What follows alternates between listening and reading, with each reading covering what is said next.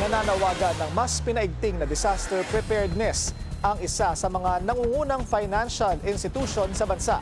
Ang detalye sa agenda report ni Paulo Barcelon. Hindi na bago sa Pilipinas ang kalamidad tulad ng bagyo, pagputok ng bulkan at lindol. Kaya dapat laging handa ang mga Pilipino. Yan ang layo ng Disaster Resilience Summit na pinangungunahan ng Cebuana Luwilier Foundation. At malaking bahagi ang paghahanda rin sa pinansyal na pangangailangan ng pagbangon sa sakuna.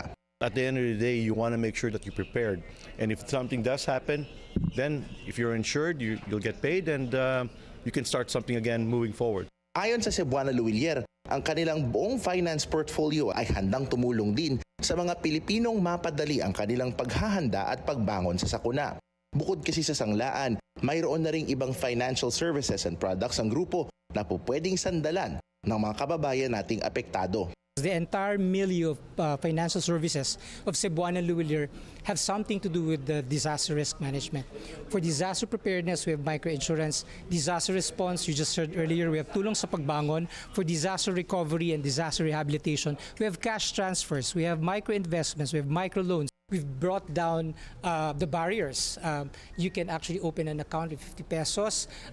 Very minimal requirements. We're open Mondays to Sundays as early as 8 o'clock to 9 p.m. Nakikipagtulungan din ng Cebuana Luwilier Foundation sa mga LGU, disaster officials at mga NGO na gawing whole of nation approach ang paghahanda sa mga sakuna. Tulad ng pagsisigurong agad na nabibigyang babala ang mga nasa disaster-prone area sa tulong ng branches ng Cebuana Luwilier Pawn Shop at maging pagpapadali sa mga donasyon sa pamamagitan rin ng platforms ng Cebuana. Para sa agenda, Paulo Barcelon, Bilyonaryo News Channel.